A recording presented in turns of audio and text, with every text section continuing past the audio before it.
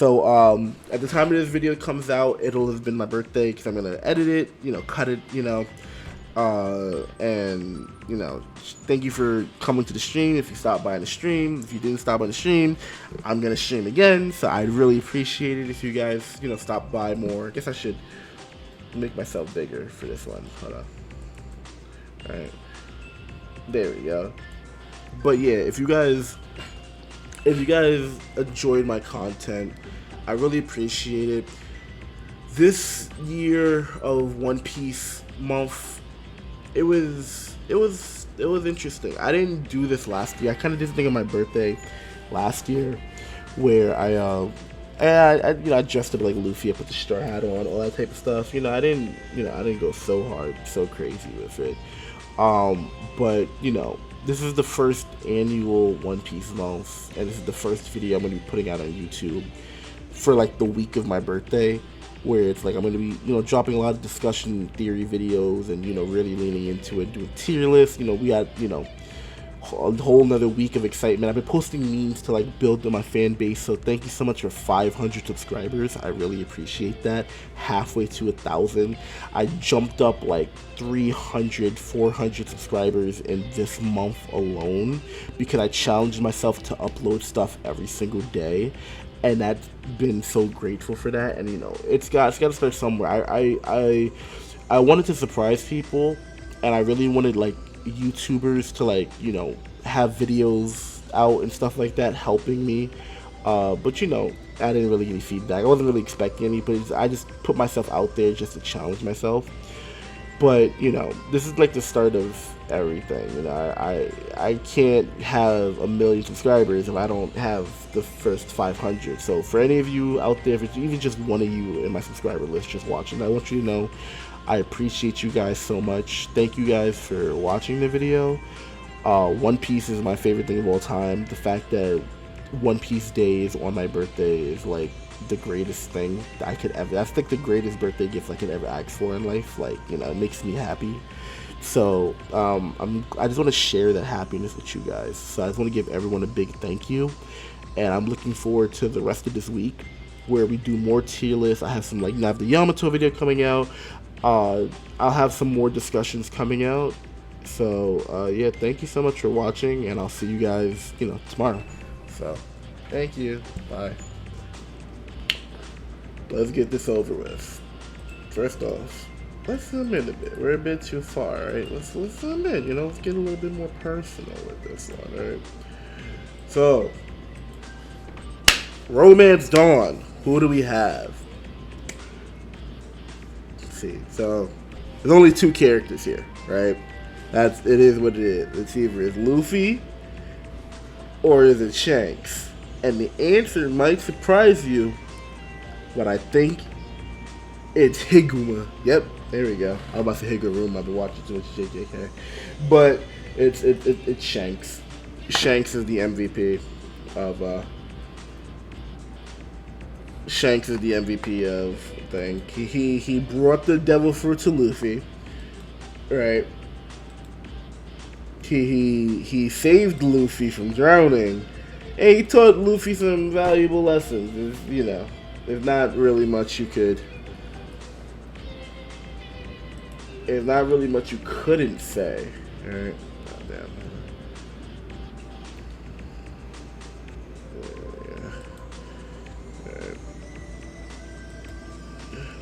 Yeah, we gotta do this every time. Shanks. There we go. Boom. Okay, so boom, so Shanks is, gave Luffy his straw hat. He bequeathed it to him. He's literally in the picture that they used for Romance Dawn. Established him. It allowed him to become a character that shows up once every 500 chapters to smile. And then that's it. Right? Simple and clean, pretty clear cut, plain as day. Shanks, MVP, right? All right, boom. Next one, Shell's Town. So I'm including this with the because it's not Alvida's part isn't really an arc, right? It's an introduction, right? So you have Alvida, Kobe, Helmeppo, all these characters introduced, right?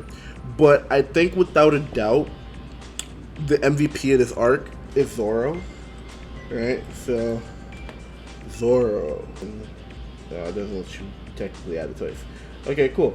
So MVP of Shell's Town is Zoro. Alright. He was cool with the little girl. I forget her name. I'm a big One Piece fan, but I'm not that big a One Piece fan to know the name of the girl. I'm sure Tekking 101 knows her name. Alright. Next is Orange Town. We're gonna do the dog. What's the name? Chocho? One Piece Chocho? Yeah, that's right. I like how I'm like, I can't name every One Piece character, and then I name the dog. Alright. I feel like it's obligatory though if I actually I do want to talk about this dog actually for like surprisingly a while. So the reason I want to talk about Chocho is because everyone's familiar with Sachiko. You know, if you're a One Piece fan, if you're a Futurama fan, if you're a fan of Japanese culture, this is not a new story, and you know, this is something that everyone's heard before, right? This isn't anything like groundbreaking, but everyone knows that there was a dog in real life named Sachiko in Japan, and they would wait at the station for their dog, for their owner to come home from work, right? I was about to put Sachiko, Chocho, right?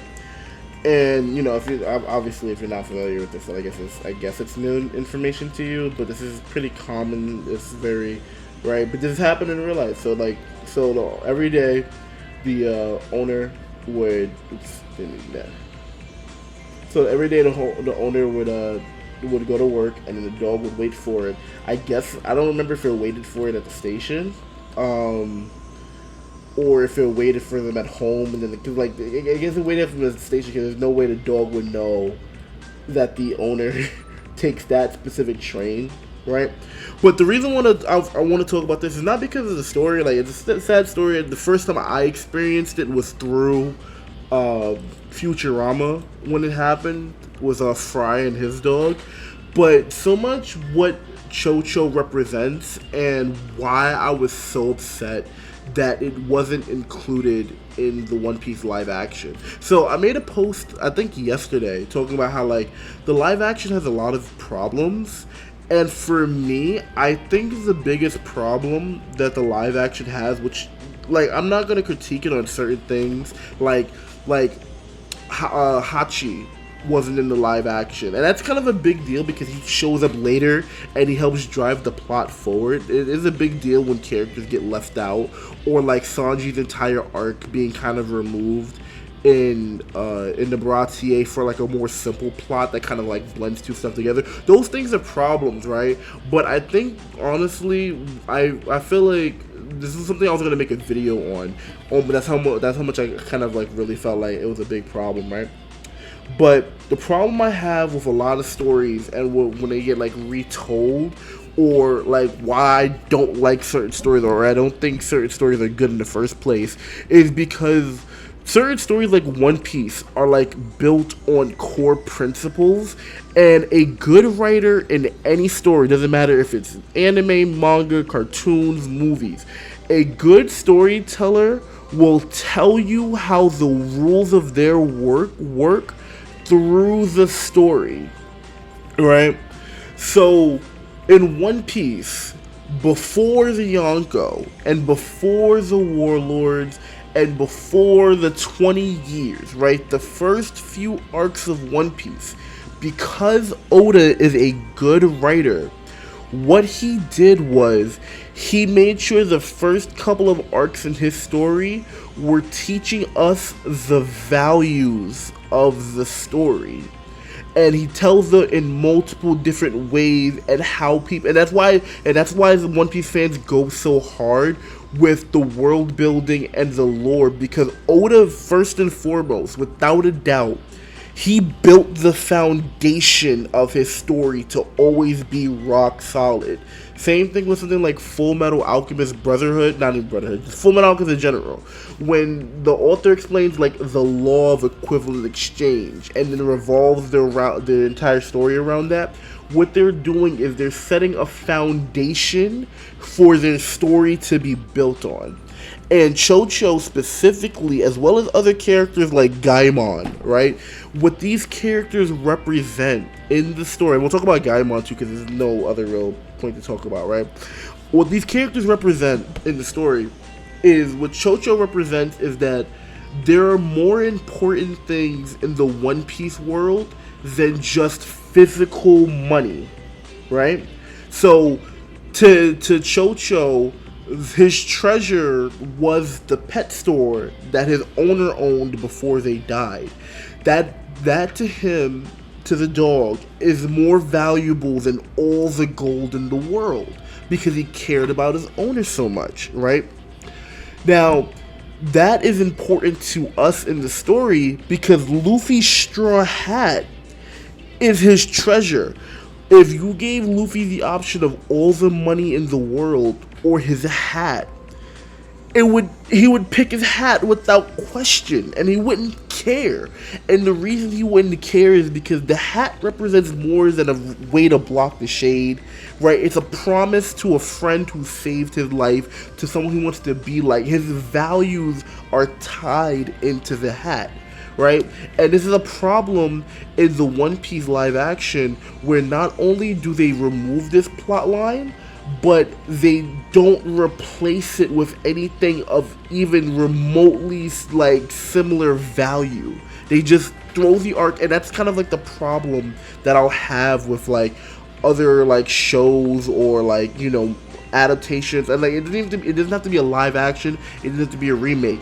It's like, okay, your show itself at its core doesn't have any foundational values of which the story is built on. Even Hunter x Hunter that's playing right now, Hunter x Hunter is a good story that teaches things in the beginning of its story. It's a little bit more on the nose when it comes to that because they literally take an exam that'll like, you know, is like the introduction before they branch out into the world. But it doesn't matter how you do it as long as those things are there. Now, like I said, it can be implemented badly, where it's just like all show, don't tell, right? But things like Attack on Titan, these things, they build on the foundation. These are how the characters see the world, and this is why so many people in the beginning of One Piece, when it first came out, they're gonna be like, oh, it's the friends we made along the way, because like Otis set up a precedent that like, yeah, in this world, treasure isn't just gold, and you know, it's not that. And on top of that, you like you said, with the Gaimon arc, which is canon, what he did was he showed that like Gaimon spent his entire life trying to get to this treasure he couldn't reach. It was out of his reach, no matter what. He spent his entire life doing that, and then when he finally got to the treasure, it was empty, and he valued gold. But he got up and he spent his entire life searching for this treasure, only to find out that it was empty. And that goes to show you that just because you put in the work, or just because you want it so badly, or because you spend your entire life searching for something, doesn't mean it's there, you know. And you may never find it. And that's why the show itself of One Piece teaches you that it's more important to love the journey rather than the destination.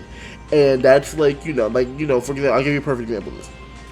There are people out there that don't like One Piece. It is what it is. It's the most popular anime and manga in the world. As far as I'm concerned, us as One Piece fans, we're already winning. It doesn't really matter if you don't like it, right? It's the most popular anime and manga in the world. It's going to go down in history as one of the best literary devices. It sold more than Batman. By the end of its life cycle, it might sell more than Superman. You never know, right? It could happen, right? So, but there are people out there that don't like One Piece. There are actually people out there that are preying on One Piece's downfall, to the point where I can imagine there are just like straight up One Piece haters that'll like like read the last chapter of One Piece, and like no matter what the treasure is, at that point they'll never be satisfied. They were like, you guys waited 30 years to find out that the treasure was freedom, or the treasure was happiness, or the treasure was laughter, or the treasure was just like a wall being torn down or whatever, right? You know, and then like that's okay, cool. And that, and there are people out there that are going to read the last chapter of One Piece, or like read an article, or like hear from a friend, and they're gonna be like, "Well, I'm glad I didn't spend 30 years of my life just to find out that the entire One Piece was just a wall being taken down. I could have done that in like a year. Like, I didn't have to tell a 30-year story just to break down a wall like Chris Jericho, or like if to find out that there's treasure is laughter, or like like access to the sun. Like, wow, 30 years for that." And those people aren't understanding is that us as One Piece fans, we want to know. I want to know what the One Piece is. If someone had the answer, like someone was a time traveler, they're like, "Yo, I know how One Piece ends."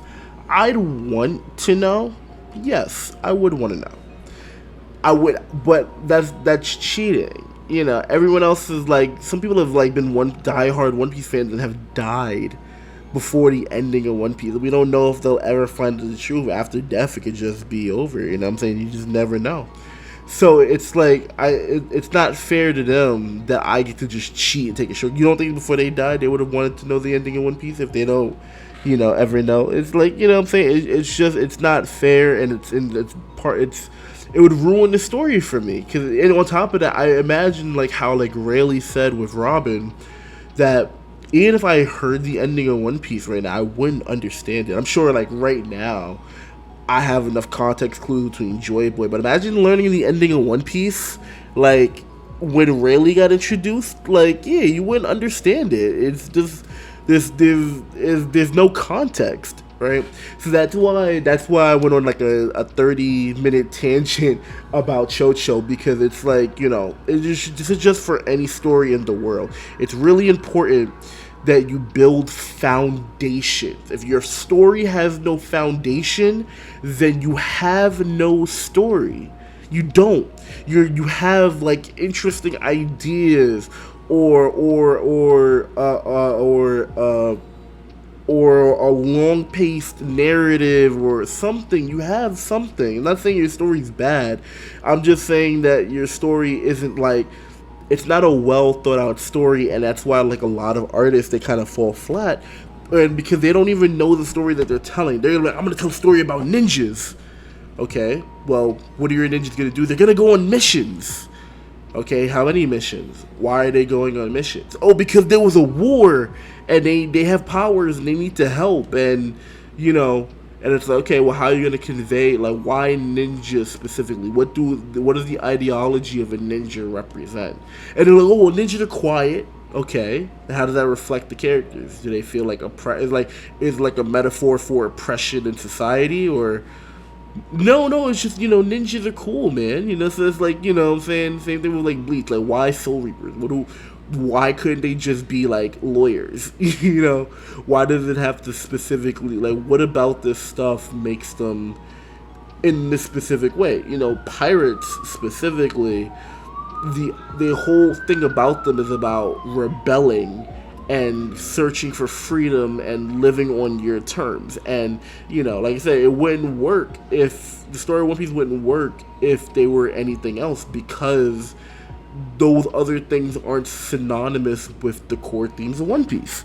So it's like, okay, if you want to make a cool story about flying dragons, why flying dragons specifically? What about dragons represent a theme or a topic that you want to tell? And it's the same thing with like the live actions. Okay, you want to make the live action. Why do you want to make the live action? Or I want to flesh out this and I want to flesh out that. That's cool, but where is the foundation for the live action to be built upon, that it's like, wow, I really like this. This is its own solid project. I haven't seen it so far, and I'm a really big person on like storytelling, and that's just why for me. Anyway, to move off of that long tangent, Jesus Christ. All right, cool. Boom. So this is gonna be part two of the MVP tier list. I wanted to do it all in one take, but I kind of had a long day when I was filming part one. I was falling asleep on stream, so I wanted to come into this with fresh mindset, fresh ideas, and whatnot. This is all just off rip, obviously, because I'm doing this live. So I went all the way up to like Water 7, but I feel like I could just backtrack and start at the Baratier, because that's where I started getting a little bit tired. So I want to make sure that like whatever ideas I had, I was articulating, more clearly and whatnot. So, yeah, with the Baratier, I feel like the MVP of the Baratier is Mihawk, right? Now, there's a lot of players in the Baratier arc. It's actually one of the more denser arcs earlier on in the story, right? And if you're watching part two of this all gonna be on one video, but obviously, first, the reason why all this is empty is because it's already, you know, from part one, and I went into depth on the Orange Town arc and stuff like that, right? But so yeah, the reason why I feel like Mihawk's like the MVP of the arc is because the main thing you have to understand about the story of One Piece is that like Oda doesn't just give us the entire story. He peels back layers one by one, and he basically like lets us see the world through the eyes of the characters, so we know just as much as the main characters we're following. We're still learning about the world just like how Luffy's learning about the world, right? So basically what that means is that we just have no idea what's out there and how deep things actually get. And Mihawk is actually one of those like kind of like a power move of what Oda is showing us. Is like, yo, this is what it means to be a pirate on these seas. This is what it means to like put your life out there and raise a flag and travel the world. Is that sometimes you're gonna just run into people like this on any given day, and they're just gonna cut your ship in half and move on because it's a cruel world out there. It's like these people don't care. This is what it means to be a pirate. And having someone so high level show up so early in the story really kind of makes Zoro as a character lock in and understand that like what his goal is and where he needs to be at to like call himself the best and realize his dream. And it also sets a stone like Luffy is like, like you're not playing this pirate game, like you could really lose people that you're supposed to be responsible for as a captain. And it also kind of gives you a depth of like how important like Luffy is as far as his goal is, because like Mihawk says it himself in the story. He's like if you want to be king of the pirates, that goal is even more ambitious than like besting me, which is like one of my kind of like favorite lines in the series, because it's not like Mihawk's being humble. It's just a simple fact that he's a pirate, but he's not the pirate king. It's just no one's ever been able to do it outside of Roger.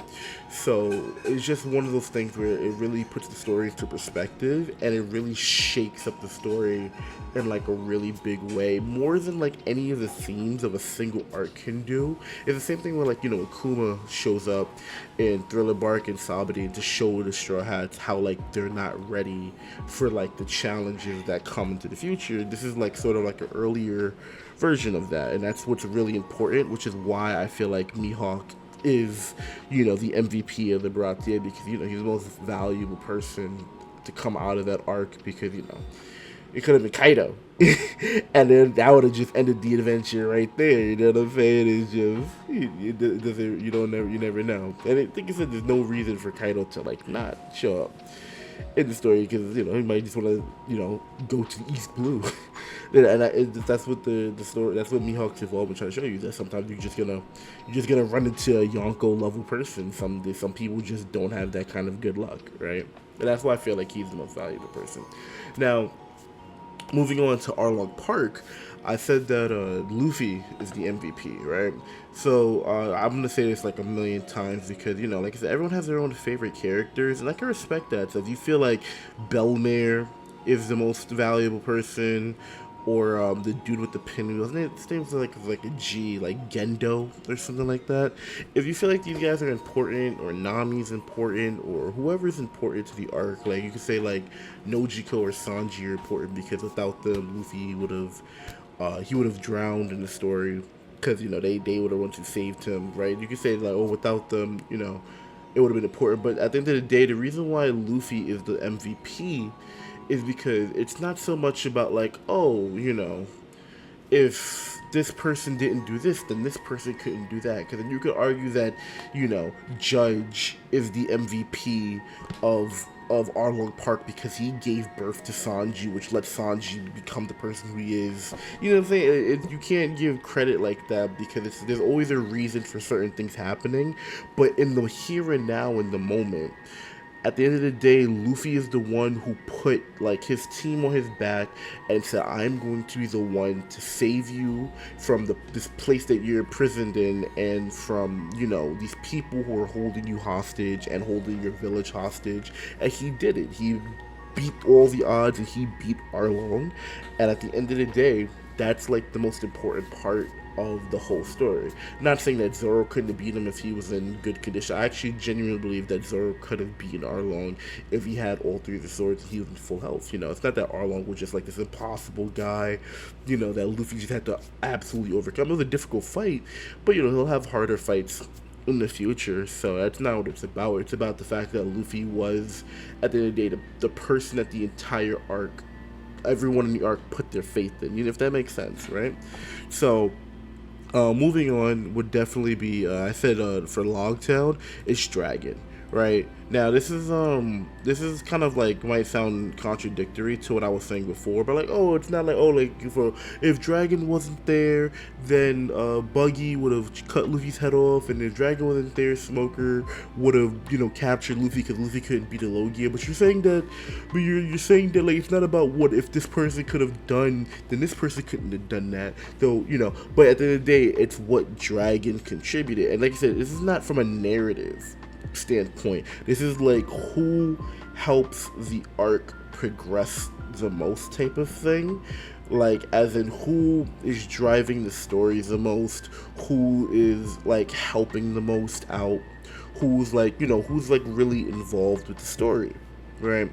So I feel like like I said, it's not been confirmed, but the lightning strike, if you don't want to believe that it just came down out of nowhere, the guy who can control the weather did it, then yeah, sure, he did it, and then he saved Luffy, right? Like out of all the people involved in Logtown, no one sticks out in particular. The scene with Zoro is really cool, where he's like, oh, I'll bet my luck against the curse or whatever, and he gets the 2 new swords. That's all cool and stuff like that, but it doesn't make you like the MVP arc. Like Dragon is the reason the Straw Hats got to get away. Like that's just straight up. He saved Luffy from getting his head chopped off, and he saved Luffy from Smoker. It's just there wasn't else much in the Logtown arc to really talk about. So at the end of the day, Dragon's the MVP. That's simple how it is. Twin Capes. Twin Capes isn't an easy one because it's like I said, it's not like a lot goes on in the arc. But I'm gonna give it to Luffy, just because he he made a promise to Laboon and he fought Laboon, and he's the one who drew the paint on him. Simple, very simple arc. Nothing really crazy. For Whiskey Peak, what I'm gonna do is I'm actually gonna give it to Nami, right? The reason I'm gonna give it to Nami is because I'm gonna give it to Nami simply because she stopped Luffy and Zoro from fighting, which apparently a lot of One Piece fans have a problem with. They're not like the biggest fan of the Luffy versus Zoro fight. Apparently what some people think is because the One Piece manga was getting really popular at the time, and Luffy and Zoro were both like really popular characters at the time, people believe, or maybe Oda himself came out and said this, I'm not sure how it works, but people basically they feel like Oda was like forced to write like a Luffy versus Zoro fight into the story. So I already have a Nami image here. Don't ask me how I have this Nami image here, right? Which I get it. It's very not in character for Luffy to not believe his crewmates and just assume the worst of them and stuff like that. Very out of character. So a lot of people getting into One Piece, especially nowadays, they're like, this is contradictory to everything Luffy stands for. For him to attack when one, he's attacking his crewmate. Two, he thinks that his crewmate did something really messed up for no reason, unprovoked. And on top of that, three, he's judging him for something that he just has no context of. And those are all three things like Luffy would never really do out of character. Luckily, Nami stopped it between the two. The fight obviously wasn't supposed to be serious. Luffy was skinny. No, Luffy was the opposite skin. Luffy was he's bloated from food the entire time, and I don't think he get at the end he gets skinny, and they about to start actually fighting for real. But Nami stops it. So other than that, there's no real MVP of Whiskey Peak. So I was gonna give it to Nami because she stopped things from getting really bad, I guess, between the two. For Little Garden, I was actually stuck on Little Garden for a little bit. I was like, who can I put it for Little Garden? Now, I promise this isn't part of my Sanji agenda. I genuinely feel like Sanji is the MVP of Little Garden, right? And the reason why I think he's the MVP of Little Garden is because, remember, the Straw Hats had no way to get to the next island, right? Oh, no, not that they didn't have a way to get to the next island. Remember, so what happens is that each island has its own magnetic force and charge, and it also takes a certain amount of time. There's just something, they say it's one of those small things you have to kind of pay attention to the story for, but how islands work in One Piece is that because of the Grand Line being its own unpredictable nature, each island in One Piece has its own magnetic charge, right? And because of that, it takes a certain amount of time for a log post to reset and click to the next magnetic charge, right? I guess it probably depends on how strong the magnetic charge is on the island itself before it can gravitate to another one. Right, so some islands I believe are it takes 12 hours for the log post to lock onto the next island. Some take 3 days, some might even take a week. I don't know what's the longest we've ever seen the Straw Hats wait on an island. Typically by the time they're done with all of their adventures, the log post resets, and if it doesn't, they usually do wait out the couple of days before the log post resets. But Little Garden, unfortunately, it takes 1 year for the magnetic charge on the log post to find its new course. So instead of the Straw Hats waiting for a year, they were going to just sail out. And it's actually a funny story because Roger... No, sorry. Because Dorian Brody said, yeah, there was a pirate one time that did sail away from here, and they just went about their way, and we don't know what happened to them though. And it's funny because Dorian Brody were on that island for 100 years. So time passes for them whatever. So for them, it would have been what 2 years ago when Roger passed away, but that's for them that's a blink of an eye because giants are so long lived. So it could have been 22 years ago where Roger made it to Little Garden and they didn't want to wait for the log post to reset by sitting there a year, so they just sailed away. And they ended up wherever they ended up because it's just, that's my headcanon. I like to think of it like that, but, it was never confirmed. But a lot of people think it was Roger because it's just the fact that it's just a random pirate or whatever. Most likely, if it wasn't Roger, it was a random pirate and they just starved to death on the Blue Seas because they had no idea where they were going. Because remember, compasses don't work on the Grand Line. And even if you do have, where north, south, east, and west is, doesn't mean you're going to find an island. They're really far spread apart, So, it takes time to even sail to one island. You don't just sail for a day and you're at the next island. So you can't just, we'll go straight and then we'll hit an island. It's no. Just to get from Alabasta to Drum Island or to or Little Garden or whatever probably takes a couple of days or even a week or two in itself. So you need to have provisions to last you at least bare minimum 2 weeks. You never know. And on top of that, that's if you're going there. So if you're just randomly not going to an island, you need lookouts 24/7 and on top of it, remember how Sanji was stuck on like that island. Like, it didn't have anything on it. It was just like a giant platform of rock in the middle of the ocean. They had to wait for a ship to come by, so it's not like just guaranteed in the open world. And the One Piece world is big, so remember, without Sanji finding that eternal pose, they would have kind of been screwed. So luckily that he did, and they were able to progress the story, which is why I feel like Sanji is the MVP of the arc. Drum Island. I know everyone's gonna be like, oh, it's Dr. Koreha, it's Chopper, it's Dr. Herolook. It's not Dr. Herolook, because while he is integral to the story and the message of Drum Kingdom or Drum Island, the thing is, what I'm saying is that he himself is not important to like driving the plot forward. He drives the plot forward because of, like, you know, how his involvement with Chopper, but he doesn't like Wapple's gonna do what he's gonna do. Dalton was gonna do what he was gonna do regardless. Dalton is like Dr. Heroic inspired Dalton, but it's like Dalton still kind of did, you know, like he kind of just sat there. It's not like he ever fought Wapple or whatever. It wasn't until Wapple was overthrown. So once again, I have to say that Luffy is the MVP of this arc, because he did so much this arc besides just putting the team on his back and getting the job done. Like, he inspired others to, you know, fight for themselves. But more importantly, like, he climbed, like, I went over the math last time, but basically the mountains in Drum Kingdom are 5,000 meters up in the air, and Mount Everest is like 8.6 miles up in the air. So essentially, Luffy climbed a third of Mount Everest in a t-shirt while carrying Sanji in his teeth and Nami on his back, and he climbed a third of Mount Everest in the freezing tundra without stopping, and he got all the way up there just to save his friends. Like I said, without Dr. Crayon and Chopper, Nami would have died in, like, what, 3 or 5 days? I forget how long you have for the sickness. But overall, no, Luffy is definitely the MVP for multiple reasons, you know. The Alabasta is tough because there's a lot of players. We get introduced to Ace. You know, everyone does something important. You know, Pell.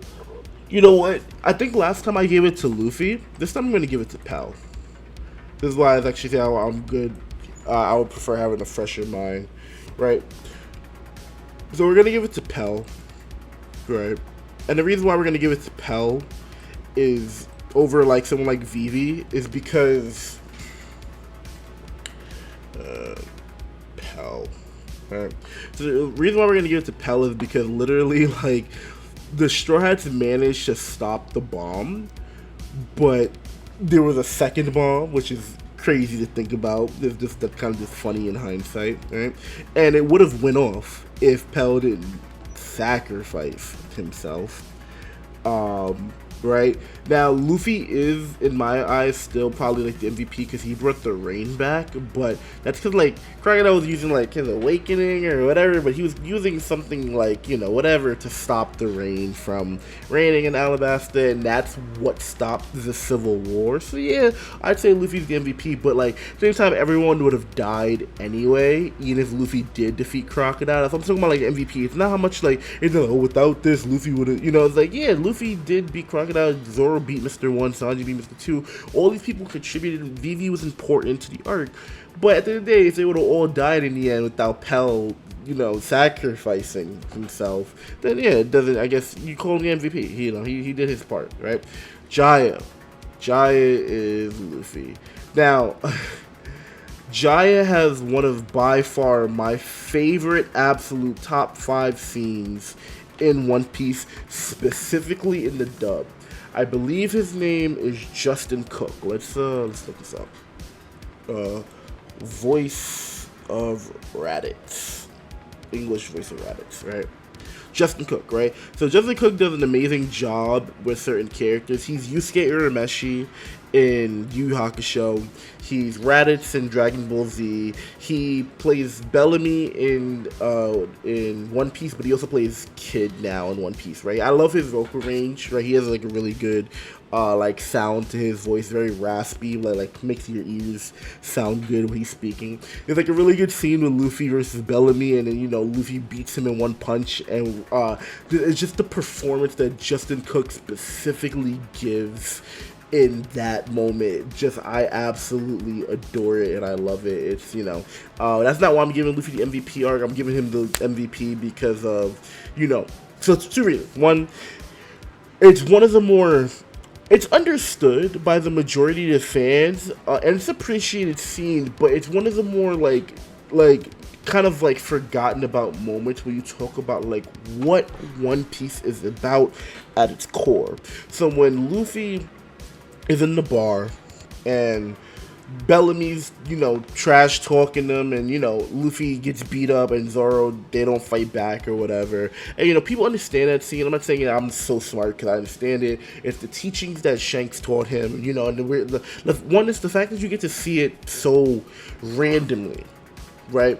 One of the things I really do love about One Piece is that it's always true to itself. And it's really like this cool thing where just like you really do encounter random people, and it allows you to like see how like Oda believes in what he's saying. Like, he's not just saying things to sound cool or try to hype up the main character. It's like, he had this thing all the way back in the beginning of the story where it's like, people are gonna talk trash to you all day. You don't have to lower yourself to their level because you're a dreamer. You have things you want to do in life. So why are you lowering yourself to these people's level just because they're laughing at you, right? And we never really seen that before, and then we just get it randomly in this arc where like no setup. It's just he walks to the town. It's called Mock Town because people mock you or whatever.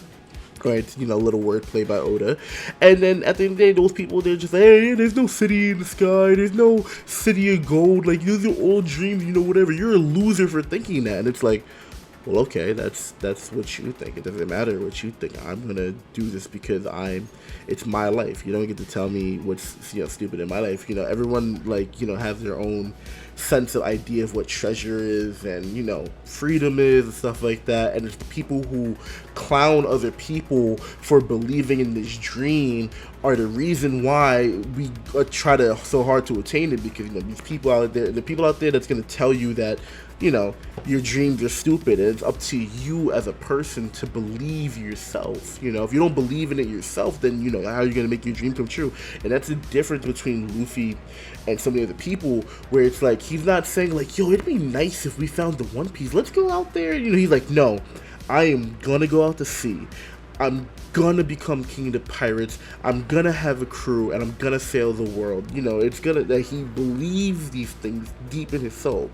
So, yeah, that's why I feel like Luffy is the MVP of Jaya, plus the one shot on Bellamy and getting the gold back for Mont Blanc cricket, all that stuff together, MVP. Skypiea, I don't have as much to say about it as well. It is going to be Luffy again. Like I said, I hope it doesn't seem contradictory to you guys, but he's made of rubber. Everyone would have died if Luffy didn't beat Eneru. It's one of those things where it's like he same way as I gave Pell the MVP, it's the same reason I'm giving Luffy the MVP, because he stopped Eneru from like blowing up the entire island. It is what it is, Like, I'm not even gonna sit here and like, talk about all the other stuff. Yeah, Robin read the poneglyph and whatnot. That's cool. Right, but that's not really integral to the arc or like contributing to the arc, right? And speaking of contributing to the arc, Jonathan is the reason G8, even though it's filler, everyone treats it as canon. I treat it as canon. There's no reason for it to not be canon, I guess. It actually even sets up future canon things with the Club Ultramon, right? So, which is crazy because I think like even the manga didn't get to that point yet. I'm not too sure because I wasn't reading the manga this time, but I think the anime was hinting at the Club Ultraman before it like officially appeared in Enies Lobby. I'm not 100% sure on that though. But yeah, Jonathan is like the reason why the G8 arc is so memorable.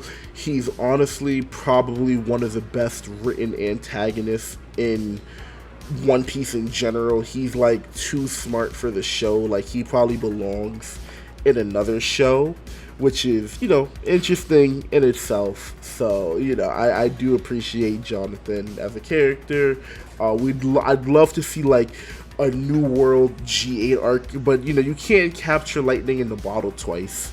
It is what it is. Appreciate what it is, but I would love to see Jonathan versus the Straw Hats again, because he's not strong. Like, he's a vice admiral, so maybe he knows hockey, maybe he's good with a sword, sure, but like, it's his intellect, and that's what matters. And it's like whoever thought of this arc is a genius themselves. The fact that like they're like, yo, I'm gonna do something special, because like the stuff that happens in the G arc don't happen accidentally. Like, you could tell someone who's like a really good writer and is like a big fan of One Piece put passion into the arc, because not just Jonathan, but the scene that's so popular now that's been coming up like popular on TikTok, like Sanji helping that little kid learn how to cook meals, and on top of that, so he's teaching the kid how to cook meals, and he's being such a gentle teacher with him. Like the kid's putting the ingredients together, and he's skilled in his own right. He knows how to cook, and Sanji respects that, and he also kind of reminds him of him as a kid, with the desire to cook. So like the kid's gathering the ingredients, and he's like, I'm forgetting something, and Sanji goes to grab an apple and takes a bite of the apple. He's like, oh right, apples. That's like such a tender and warm moment for a filler arc to have such like good character writing in it. Like, it doesn't change anything. It just makes you appreciate the characters and the journey more. Same thing with Sanji himself starts cooking, and he's like versus like 100 chefs, and they're like, oh, we're putting together the finest meal that's like best for a marine diet to like make them strong and stuff like that. And Sanji's just sitting there. He's just watching. And he's just like, all right, cool. And they finish cooking, and he's like, they're like, oh, what did you give up? You saw how good we were? You realized that you couldn't beat 100 chefs? And he's like, nah, give me 30 minutes. And he takes all of their leftover ingredients, and he cooks like a better meal. Not just a meal. He cooks a better meal than what they made with their leftover ingredients because they wasted so much. And on top of that, he's like, when you're out at sea as Marines, you never know what kind of battle you're gonna get into. You need to save all the food you possibly can, because you don't know if you're gonna get shipwrecked. You don't know you don't know if a storm's gonna hit you guys, and you guys are wasting food. That's gonna just hurt your reserves even further. And they're like, yo, we didn't even think of that. This is like the greatest lesson you could have taught us. And he's a pirate. So it's just G8 overall. You could feel the love and the passion for it. Long Ring Longland, you guys saw it already. It's in the spoiler because I pulled it up before, but it's supposed to be. This is in part 1 when I pulled it up. But yeah, Long Ring Long, Afro Luffy. Afro Luffy is by far the GOAT of. I can't even explain why. If you wanted to have more serious answer, I guess Aokiji would be the MVP, because he really makes the crew lock in. Like, I don't know if the crew would be as ready for Enies Lobby in Water 7 if they didn't run into Aokiji. Like, Gear Second probably wouldn't have been a thing, because Luffy, these last couple arcs, he's like, so from like Long Ring Longland all the way to through Enies Lobby, he's like kind of taking a lot of L's. Like, the enemies are like, you know how like when you're playing a video game and you're at the base map and stuff like that, and all the enemies are about your level, and then you go to the next map and they're like double your level, and you're like, whoa, I gotta grind. So that's kind of what Luffy did. So like, cause like, look, what's the last big villain he fought was in Skypiea, and a villain before that was Alabasta. So he fought 2 Logias back to back, and yeah, we all know that Crocodile was a bit stronger than I was a bit weaker than what he's supposed to be. But that's like what I mean. Like, he's like, okay, look at Alabasta as like, you're in the base map and you're fighting like a really strong villain, right? But he's your level. Like, he's supposed to be like this older guy, more experienced, but he's still level 15 for some reason. That's how you look at Crocodile, right? Same thing with and then look at Eneru. Eneru's supposed to be, strong too, but like, if Luffy wasn't made of rubber, he wouldn't have been able to beat him for sure. But because Luffy was rubber, he was able to beat him. So look at Eneru like some like DLC off like side content mission that's like important to the main story, but it's not involved in the main story, right? But then you get to the next map, right?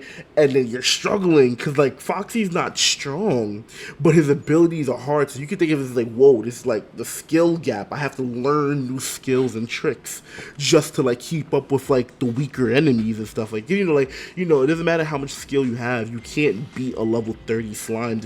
They have too much health, they have to do too much damage, They're not a stronger enemy, they're just at a higher skill level than you. So, like, Luffy has to overcome that skill level. Same thing in Water 7. It's like, okay, now the enemies are getting more serious, right?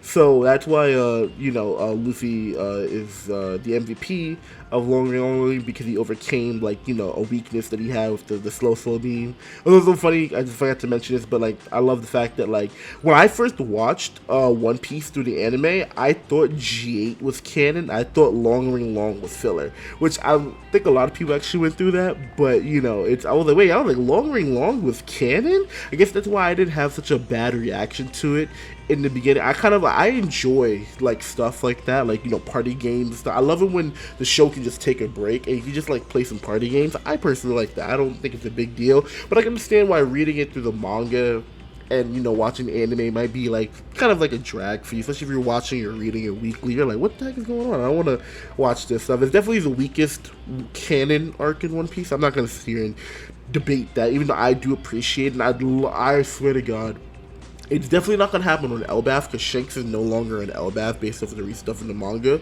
But I would love to see a Davy back fight between the Straw Hats and the Red Hair Pirates on Lodestar or Laugh Tale. It's definitely not going to happen on Elbaf, but I would have loved to have seen that. It would have been so beautiful, but it is what it is.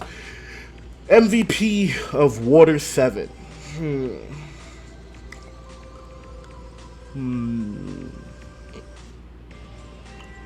That's not easy. A lot of people contributed. And this was like where the Straw Hats broke up. I'm trying to think of like who contributed the most, where it's like, nah, this was their time to shine. Because it's like, first things that's probably jumping into someone's mind, like Usopp, Luffy, Robin, Iceberg, who really was like this. I feel like that's one of the things is why it makes Water 7 so good, is that everyone had something to do. I guess, like Chopper and Nami didn't really do much, but every character was like, it affected the crew equally. Robin had her own side thing where she's like, facing off against, CP9 has to protect her friend, it's really hard to say like who is the MVP. I don't even know if I want to give it to Frankie. Even if he fixed up the Mary, I guess, maybe, I don't know. Did he fix it up or did Usopp fix it up? I forget. Oh no, Iceberg fixed it up. Yeah, for Frankie, he's like, oh, I don't fix ships anymore, I dismantle them and whatnot. I don't know. This is a tough one. I genuinely feel like there's not really a MVP. So what I'm gonna do is I'm gonna give it to, I guess I'm gonna give it to Robin, because she sacrificed herself to Robin sacrificed herself to like, hey, listen, if you leave my crew alone, I'll go with you. And at that time, the Straw Hats weren't ready for CP9. They weren't ready to fight Bluno and Jabra, not Jabra there, but Kaku and Lucci. If they would have went all out, they would have killed the Straw Hats at that point, because they didn't have the resolve to save Robin. And more importantly, they didn't have, like, I'm sure Luffy was still working out Gear 2 and stuff like that, but Zoro didn't have Ashura, Sanji didn't, we don't know when he got Diable Jean, but the power-ups are kind of weird, but you know what I'm saying? Like, they didn't have their resolve, like, we're gonna save Robin. If they would have went all out on them, they would have lost. They would have died. The MVP of Enies Lobby is the Going Merry. This is one of those arcs where everyone can. I didn't. Wow, there's a. What is there? There's a scholarship called Going Merry. That's interesting to know. It's a thing, right? So everyone contributed. Luffy is the most valuable person because he beat Lucci and no one else could have beaten Lucci specifically. Like, you know, I said like in Arlong Park, you know, uh, Luffy, Zoro could have probably beaten Arlong or whatever. Yeah, no one was beating Lucci, even in the state he was. He would have found the energy to decimate everyone else, right? It just is what it is. That's just how it would have went down, right? All right, but at the end of the day, Mary saved them at the end, and it had that most impact. I've cried at that scene like multiple times. Watching the death of a Mary like made me cry. It was like, okay, so it's like I teared up. Like my first time watching, I teared up. Second time I watched, I cried. It's a really emotional scene, and it's just like it really pulls in your heartstrings. So like the fact that they have all that is so important. You know, I just Endy's Lobby, like it wouldn't be what it is without that ending with the Mary and he's saving the entire crew. It's just, and it holds out just long enough to like get them to safety, which is great.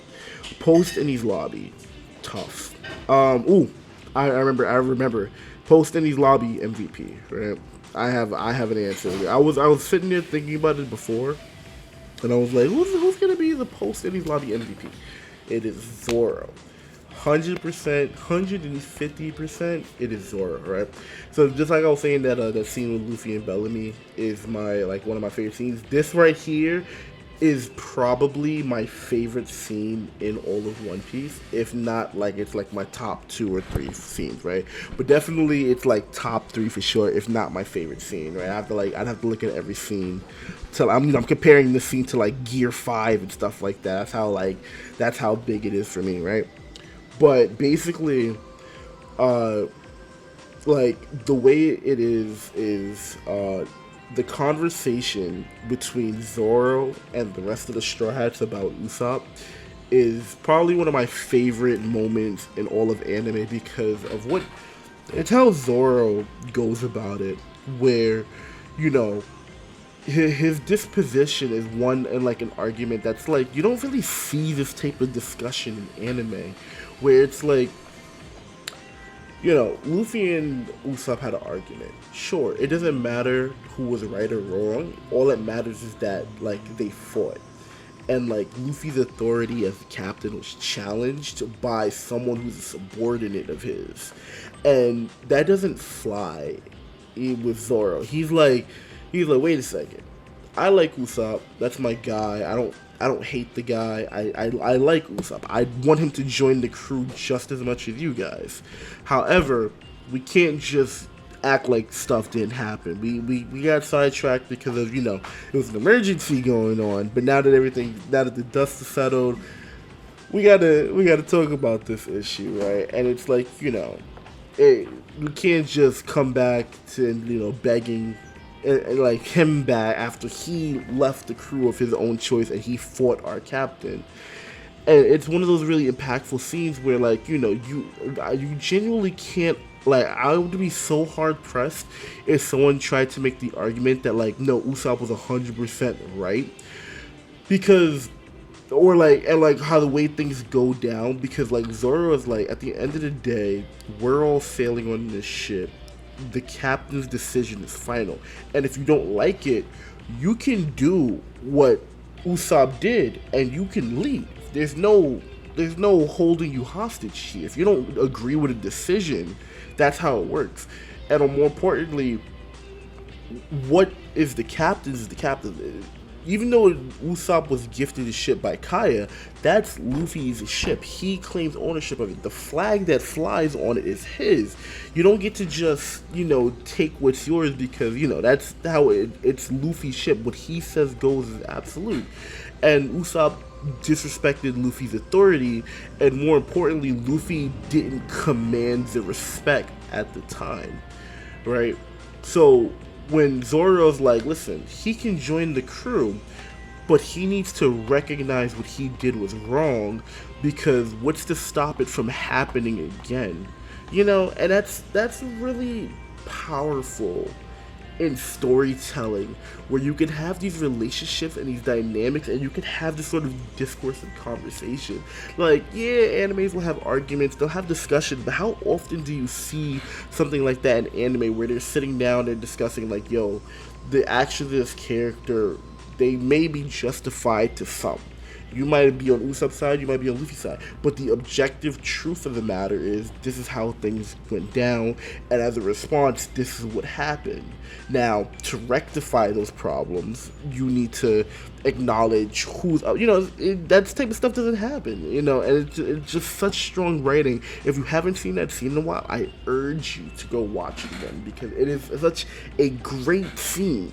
It's like the dialogue is so good. Even that scene where like Sanji's just like, he's like, Nami, just this one. I watched the dub, so if you wanna criticize me for like doing my Eric Vale voice or whatever, but he's like, Nami, just this one time I have to agree with Zoro.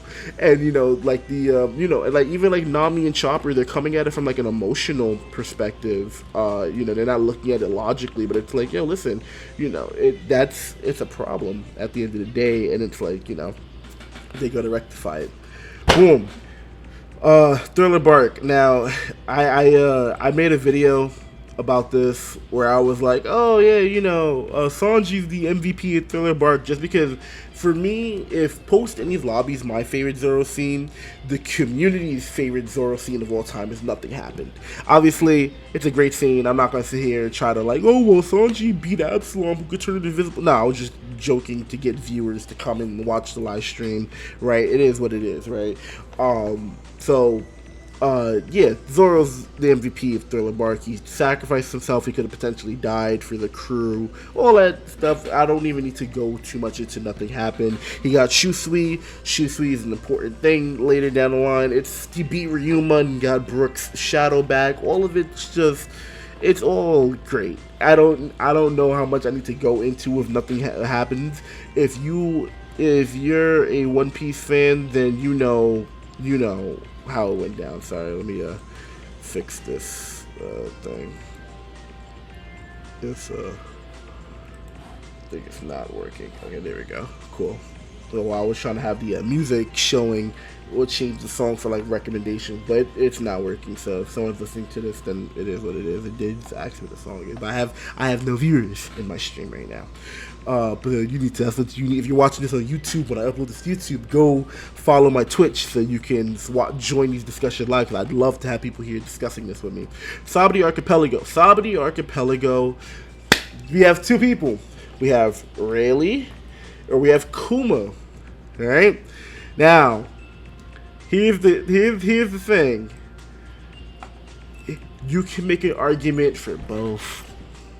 You could say, without Rayleigh, Zoro would have died. Most likely Kuma wouldn't have been able to save him. Or you could say, without Kuma, all the Straw Hats would have died.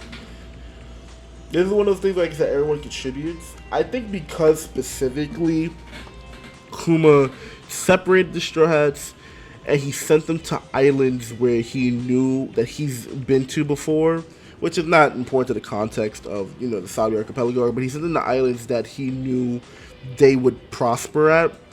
You gotta give it to Kuma. I think Rayleigh is important. Like, it's gotta be both of them.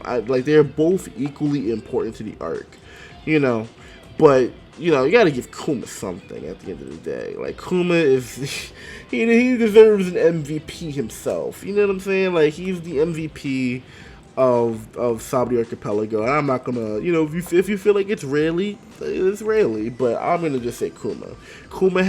He's actually the reason why the arc is so impactful itself. Like, if it was Rayleigh just there, then you wouldn't, like, Sabaody Archipelago is a great arc. One of my favorite arcs. Like, she used to be like in my top arcs of all time, right? Probably still is in my like top 5 or 6 or whatever. I don't know. But like that moment when you see the Straw Hats getting separated for the first time, it's like you're like, my eyes were like wide open, and then seeing Luffy crying like that, I'm like, this is, you don't expect it either, and it comes right off of the arc where like Moria is like you're gonna be like, oh, you're gonna lose your crew one day because those monsters like Kaido out there are waiting for you, and then it happens in the next arc where he loses everything, and you're just like, yo, that's crazy. It's a really good arc. I highly recommend rewatching it if you haven't. Amazon Lily, Luffy. I don't. It's about to be a string of Luffy for a while. It's Luffy. Is this who else is the MVP? First off, he bagged Boa in Amazon Lady. That already right there is enough to make me give you MVP for the next. Actually, I'm lying. The next MVP is can anyone guess it? It's Bon Clay. I lied.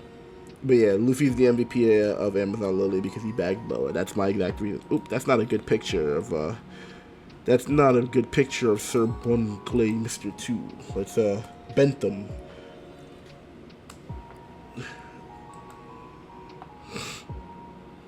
Let's get a. Ooh, I really like this one. Yeah, I really like this image. Yeah, the MVP of just in case I can't save this one, let's just find another one. Save image as Bon Clay.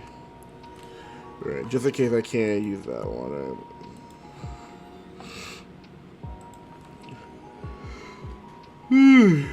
Oh, I'm getting tired again. Don't worry, I'm not gonna fall asleep.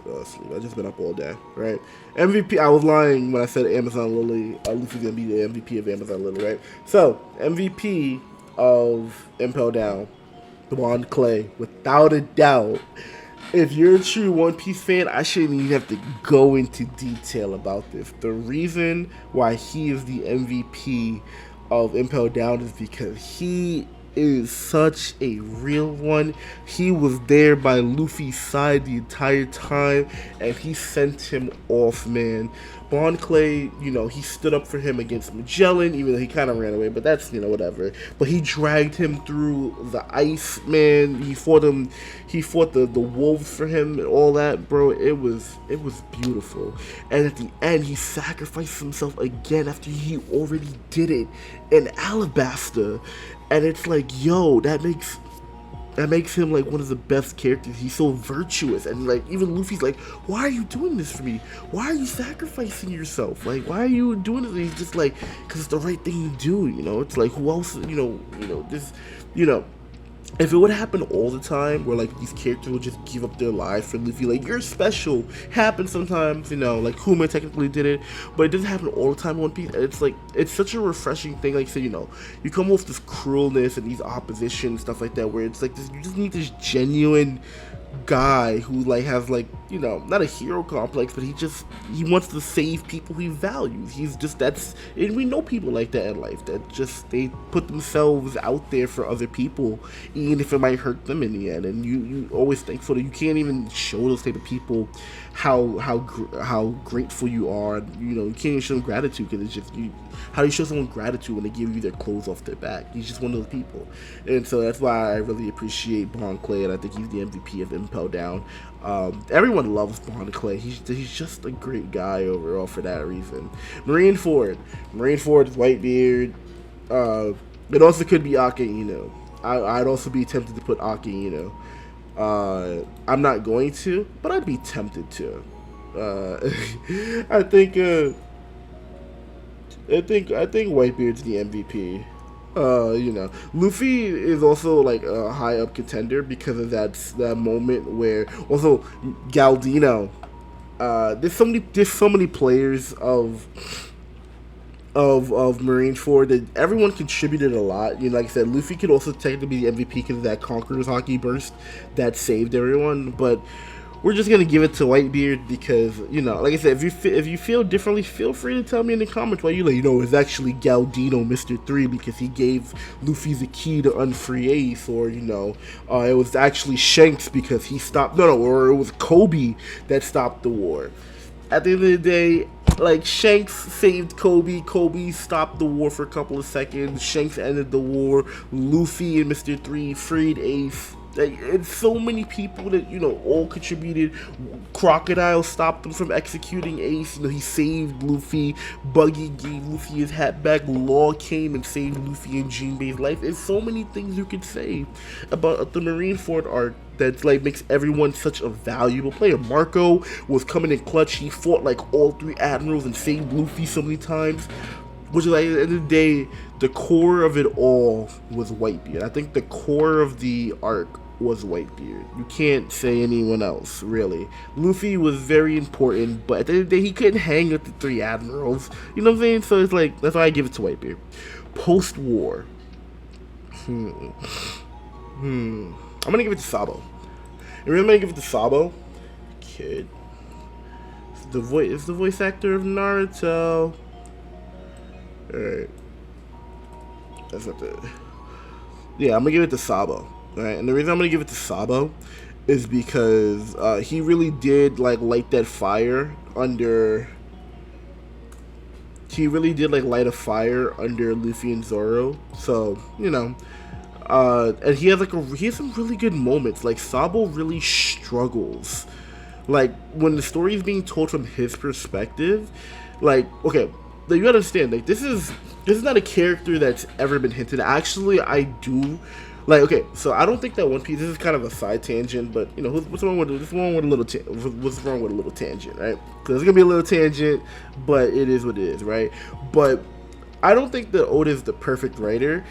If there were two things I could change about the story, I have a couple things I could change about the story, but like if there's like two big things I wish Oda would change about the story, I wish he would have foreshadowed Sabo like at least once or twice, right? And I also wish he would have involved the supernovas in the story a lot earlier in the Saudi archipelago, just to like make the world feel more lived in, give Luffy a sense of rivalry. Like, I feel like it would have been really cool if he would have ran into like Law, a kid, like earlier on in the story, and then we run into them again at the Saudi archipelago. It just makes the world feel more lived in, stuff like that, even though they all took different paths and they came from different seas or whatever.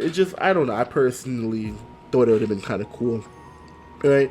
But I definitely wish that like at the end of Alabasta, Ace would have been like, if Sabo could see you now, then he would have been really proud, stuff like that. Just something like that. I just really wish I would have, seen. But the reason I'm going to give MVP to Sabo is because, like, this is a completely new character. We had no idea about this character.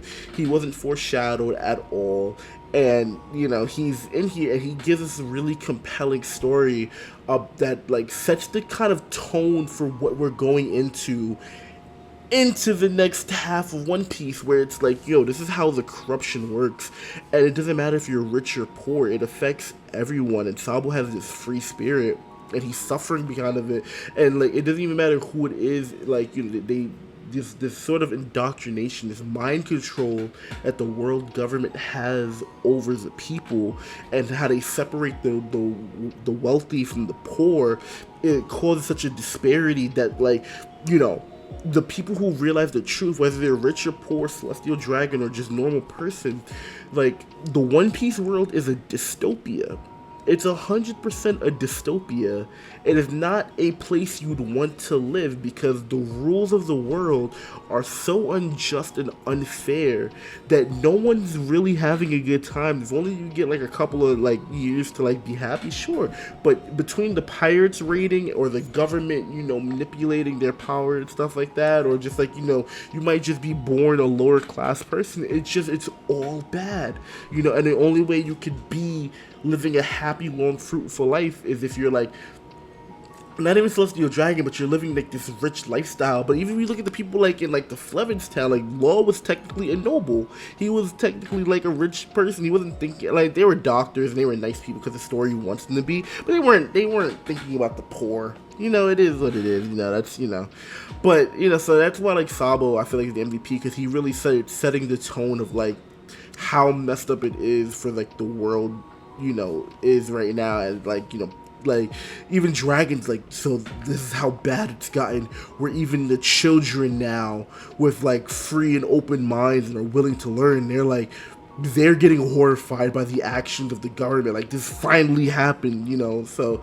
I think it's beautiful. I think it's a really good scene. I think like his death makes it. He really lights a fire under Luffy and Ace to like get stronger and stuff like that. So we'll see. Return to Sabaody, MVP. Oh, we have okay. The MVP of Return to Sabaody is Kuma. All right, now why Kuma? Because he protected this. Same reason why I give Mary the MVP of you know not Thriller Bark of Enies Lobby. Same reason I give Mary MVP of Syrup Village.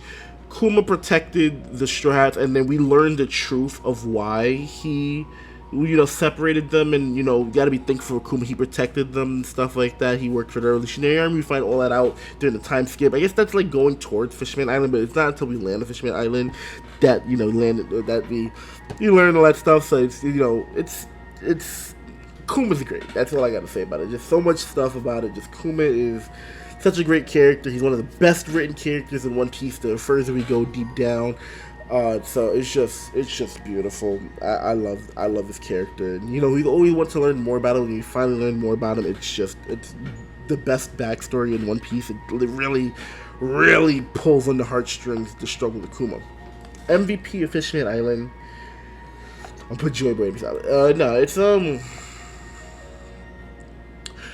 Otohime and Fisher Tiger. I know people are gonna be like, it's Otohime, it's Fisher Tiger, it's so and so.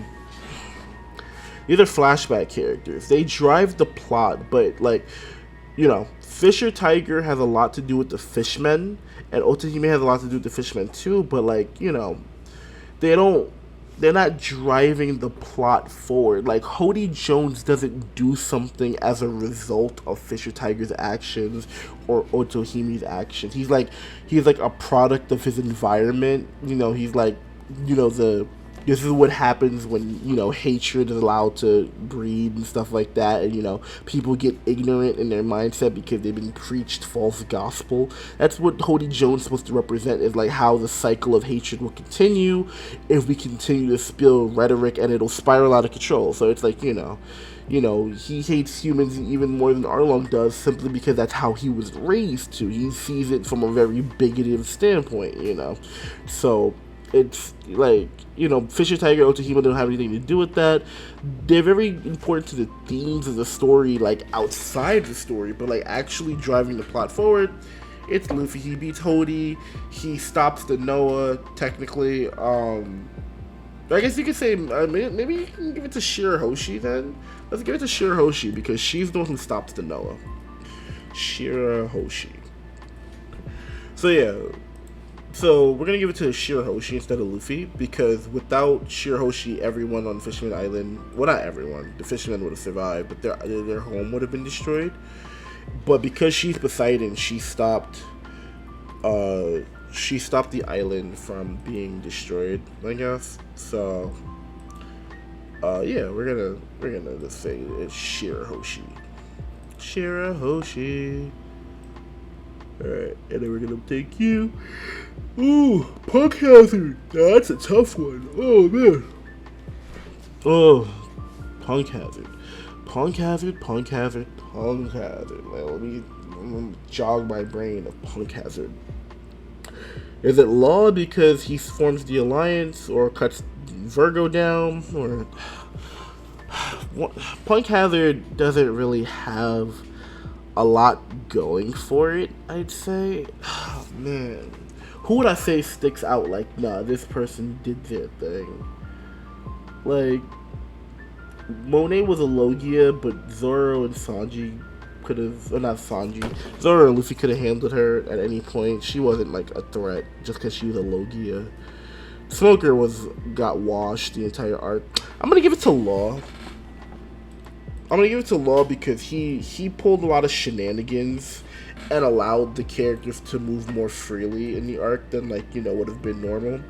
So yeah, I'm just gonna give it to Law, because he really does move the plot of Punk Hazard forward more than any other character. So yeah, we're just gonna give it to Law. I'm actually. So I used to be a really big fan of Law. He was actually one of my favorite characters, if not my favorite character in the story for like a good while. And I don't like what's happened to his character as of recently. He's just become another Sasuke. Like the same reason, like how I respected Zoro for not being a Sasuke. Like Law became Sasuke. He's like, I don't care. I'm not your friend or whatever. Like I just did this because it's whatever. I don't know. That's just me. I'm not a fan of Law as a character. That's another tangent. It is what it is. So yeah. So Dressrosa is another one because one Dressrosa is really long. Dressrosa is super long, and there's a lot of people that do a lot of things. Who is the MVP? You have Fujitora. You have Sabo. You know what? I think at the end of the day, Dressrosa, you gotta give to Luffy because of the birdcage. Luffy, he beat Doflamingo and he stopped the birdcage. You gotta give it to him. Zoe, oof, that's should I give it to Caesar as a joke? They're like, oh, Caesar's the MVP because he saved everyone. Oh, we're gonna give it to actually. Speaking of that, actually MVPs, we're gonna give it to Cat, Viper, Nekomamushi, and Dogstorm. That's I typed it in reflexively, but I prefer to call them by their actual names. Their Japanese names. Neko Mamushi Inu Arashi. When they sound cool, like Cat Viper, sure, it sounds cool, I guess, but Nekomamushi and Inuarashi just sounded like a little bit cooler, I guess. Let's see, where we at with that? There we go. Yeah, so we're gonna give it to them, right? And the reason I'm gonna give it to them, dual, kind of cheating here, is because they serve the same function. Where they both kept the Raizo safe, even throughout the day and night. They never switched up on him at all. They were pinned up, they got their leg and arm chopped off respectively, and it's just like, now they're like, Raizo's not here. You could take my life if I'm wrong. If you find Raizo here, you could take my life. I'm making promise, but Raizo's not here. And then they're like, oh, guess what? Raizo's safe. We had him here the whole time. Like, the fact that they sacrificed themselves for that, beautiful. Great arc. Raizo is safe is probably one of the best moments in the series, and the community feels that way as well, because it's like, yo, that's loyalty. That's like Bond Clay levels of loyalty. It's really good. Okay. Whole Cake Island. Another long arc. MVP. Oh, I am tweaking. Oh, I'm tweaking. There's only one MVP of Whole Cake Island, and it is the Soul King Brook. And it's, I'm even gonna type in Whole Cake. Oh, you can see. Yeah, there we go. That goes hard.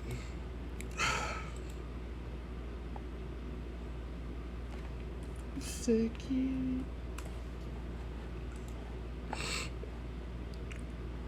Alright, cool. There's only one answer here. I had to think. I'm actually ashamed of myself for even having to think about this. Brook is the MVP of Whole Cake Island. I don't care what Jinbei did. I don't care that Luffy beat Katakuri. I don't care that Sanji made the wedding cake. I don't care about anything, right? Brook, from start to finish, she goes over Pedro. The mission was to get the road poneglyph and get Sanji back. Sanji came back because Luffy's, real. Cool, great. End of the day, Brook got the road poneglyph. He fought Big Mom. Like, he broke the wedding picture. He did so much in the arc, bruh. Like he really shined. Like, Brook really stepped into his own as a character in Whole Cake. The fact that the story was so limited that it that story that the story the cast is so limited that you cut like half the Straw Hats out and let the other like Chopper had some pretty good moments where he stepped up as like the older figure for Carrot, who was like younger and this is her first adventure.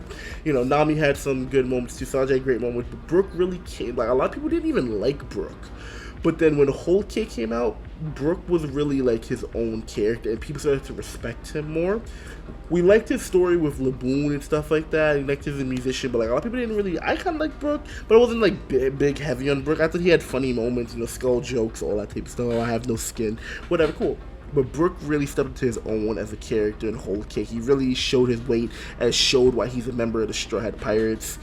And it's like, oh, that scene with him versus Big Mom. It was so great reading in the manga, and it's even greater watching in the anime. Beautiful. Great. MVP of Reverie. Now I'm going to continue. I'm going to count this as the Reverie part 1 and 2. MVP of Reverie. Alright, I'm gonna give MVP of Reverie to Eam. I swear to God, I just had this picture here just in case. I did decide to pick. I didn't know I was gonna put Eam there, but I did end up deciding on Eam. The reason I put Eam is because the same reason I put Mihawk in the Baratier is because he just changes what the story of One Piece means. There is, how like in the government we like to blame, like, like the man, dude, Eam is the man. He's the oppressive force directly saying, I want these people oppressed and living and struggling without, economic and technological growth. I want people to suffer because that is what they deserve, and we up here in the mountain deserve to live better than them. Like, he's actually an oppressive force, and the fact that we get an actual figure like that, beautiful. I think it's great. So it really changed. Eam's appearance alone, his existence alone, whether he's strong, whether he's weak, whatever, changes the entire context of the One Piece story. So the fact that got revealed during Reverie makes him the most valuable person there, right? Wano. Oof, that is a tough one. Who is the MVP of Wano? Is it Kozuki Oden? Is it Yamato? Is it Luffy? Is it Caribou? I don't know who's the MVP of Wano. Is it Momonosuke for moving the island? Like, who's the MVP of Wano? I think at the end of the day, it's got to be Luffy. I'm not even gonna find it. I was gonna pull up Gear 5 Luffy, but that's not necessary. We all know about Gear 5. So yeah, so Egghead. No. Egghead's actually, I have a shocking answer for that. So, yeah, with Wano, I think it's Luffy because, he put the entire team on his back. Nothing would have gotten done if Kaido didn't get beat. Like, multiple times Luffy took L's, but he got back up every single time. That's all that matters, is that he beat the impossible odds and he beat Kaido. Nothing else in the story matters. We didn't think Luffy was going to beat Kaido the way he beat Kaido. No one expected it. It changes the scope of the story. It's really, like, so underrated how, like, Luffy becomes a Yonko now. Like, Luffy is a Yonko now. He's one of the big four, and that's crazy to think about, right? It's like, it's insane, and I just love the story for it so much. So, yeah, I'm going to say Luffy's the MVP of Wano because he earned his title as Yonko. He is Joy Boy, he is Nika, he's all that. He's a great character. Boom. MVP of Wano. Boom. MVP of Egghead, Sanji. You heard me. You heard me say it. You heard me say it. I don't care about anybody else. Don't get me wrong. Kuma's backstory, amazing. Bonnie getting her powers, amazing. Gorosei being involved, amazing. Kizaru, great. Luffy doing what he gotta do, all this stuff is great. Sanji has been going from here to here to here to here to there, zipping around the island. He's been tanking Seraphim hits. He's been knocking them back. He's been knocking them out. He's been He's been slapping around Gorosei. He's been doing everything in his power, and we've never gotten an arc. Never, not in the history of One Piece, have we ever gotten an arc where Sanji is looking better in his fights than Luffy and Zoro, because they were struggling against S-Hawk and S-Bear, and Sanji comes in and he takes out S-Shark, Jinbei's Seraphim, and boom, mollywops him, tanks the hit. He's kicking Venus Juro, Zoro's opponent, makes him bleed, which, you know, whatever. They're not the tankiest people, whatever. Sure, I don't care. But no, Sanji is the MVP of Egghead, and I don't care what anyone says. You can at me on that. You can fight me on that. I won't agree with you. I'm going to just put my fingers in my la la la la la. Sanji's the MVP of Egghead. I can't hear you, because I refuse to handle, I refuse to deal with any counter arguments. That's just me. I'm going to be ignorant about that. Now, finally, I thought we could end the arc off. I am in the camp that, I mean, they're literally on the giant ship right now. I can't imagine them taking a detour anywhere. I definitely think they're going to cut away to, like, Hachinosu with, like, Garp or whatever. We're going to cut away from somewhere after Egghead. But the next island that the Straw Hats are going to touch down on is Elbaf. And so just because, you know, it's One Piece month, it's my birthday month, we're doing, why not just, you know, go crazy, right? MVP, is we're going to do a little theory prediction. MVP of Elbaf is Usopp, right? We gotta think. Usopp, right? Now,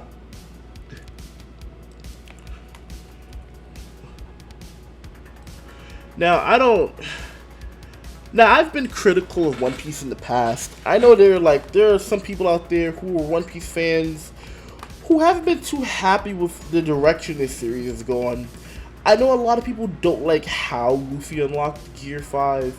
They don't like what Gear 5 stands for. I get that. I get that there's people who don't like certain characters, and I get that there's certain things about the post-time skip people don't appreciate. I love it all. One Piece is my favorite series of all time. I'm biased. Oda can do no wrong in my eyes. I think Yamato is a great character. I actually going to make a video about Yamato and Wano. Hopefully, I'm going to make it this month for sure. Definitely going to make it this month for sure, because I need all the viewers I can get. Right. Actually, it's going to be the next video I make after I upload this to YouTube. I guarantee you, the next video I upload after this video is going to be my Yamato video. I'm not going to spoil it here, because, you know, I want you guys to, you know, get surprised when I drop it. But, okay, cool. Usopp. So Egghead right now is about to be over. At the time of this recording, this is July 21st, you know. I would be very remiss if at the end of Elbaf, we're not satisfied with Usopp as a character. A lot of people in the community right now are kind of disappointed that Frankie didn't get more to do in Egghead, because it's an arc about technology and science. A lot of people, including myself, were a bit disappointed that Zoro didn't get more time in Wano. I thought his lineage, I thought the way his swords were dealt with, I thought all that stuff was kind of important. They kind of just shoved down your throats. Oda shoves down your throat, and he kind of moves us to the side. I don't think that's the best idea, but like, I don't think like the story quality drops because of it. You know what I'm saying? I don't think Egghead's one of my favorite arcs already, and like Frankie's one of my favorite Straw Hats. I would have loved for him to get more screen time, so it's not like I can't call it the perfect arc. You know, I don't really consider a lot of arcs in One Piece perfect. I think Impel Down is perfect. Like, for my favorite arc still to this day is Impel Down, and I consider it the perfect arc, right? Like, I'll make a video on why, but it's just like, you know, you can't really call every arc the perfect arc. I think Egghead has its problems, but, you know, Davy Backs aside, Shanks aside, Kid storyline aside, at the end of the day, we give Oda credit for being a master. Obviously, I don't have all the stuff right here, right? But, you know, from Romance Dawn all the way to Elbaf, we've given Oda so much credit for being a master of long-term storytelling. And Usopp's arc has been running from Syrup Village, where we first run into him, to Little Garden, to Enies Lobby, to now, where it's like he's been dreaming of been going to to Elbath, and he's been, he wants to like be under these people he considers great warriors, where battle is their life. A future he could never imagine for himself, where he lives for the fight. Not just he fights to live or survive, but fighting as a Viking, as a giant Viking, is what they live for. That is their life. Their life is surrounded by the concept of battle. So the thought and fear of it doesn't even cross their mind. The same way you don't fear eating dinner. Yeah, you could choke during dinner. Yeah, you could die during battle. But that's what they do. You know what I'm saying? Like that's what Usopp respects, is that a culture of people who are like so friendly and kind and giving, but also enjoy the thrill of a fight. And that's how Usopp wishes he was. He wants to be kind like the Giants, but he also wants to be strong like them too. So Usopp, in my opinion, needs to be the MVP of Elbaf. He needs to beat Loki in a fight or whatever, the god of mischief versus the god of lies. You know what I'm saying? Like, something about anything about that. If Usopp gets his time to shine, he's automatically the MVP in my eyes, because he set out to do something and he accomplishes it. You know what I'm saying? That's like, Usopp needs to be the MVP of Elbaf. And if Oda doesn't give him the right amount of screen time, he doesn't need to be the main character. The story doesn't need to revolve around him. It should, but Oda said he has to write a story. We can't just have an isolated, 200 Usopp 200 chapter Usopp Island arc. You know what I'm saying? That it's, story stuff still has to happen. These guys are still Yonker crew. The Marines still after them. There's other force, Blackbeard, Cross Guild, Shanks. They're all after these guys. You can't just have just Usopp and the Strides aren't there. If they mix it well, if Oda does it well, honestly, Elbaf will probably go down as most people's favorite arc, just because Usopp is such a well-liked character. Do I think he should become a brave warrior of the sea after this arc? No. But like I said, I feel like Usopp himself should go through some sort of trials and tribulations that give him the confidence he needs to be ready to take on someone like Van Augur. Like, I don't think Usopp should be going into the final arc scared of the fight. Not saying he needs to be just like, I'll lead the charge, guys. No, I'm not saying that. I'm saying that Usopp needs to he needs to see the world through a different perspective at the end of the same way like Luffy was challenged in Water 7. Like, Iceberg is like, as a good captain, you need to prioritize the safety of your crew first, and you will be a bad captain if you just go on your whimsical way thinking that nothing bad will happen to your crew just because you guys have a can-do attitude. Like, Usopp needs to be challenged and overcome that challenge to come out a better person as a result of it. That makes sense? So that's my prediction for it. As I went to like such a big tech, hasn't been confirmed yet. We're actually over an hour right now.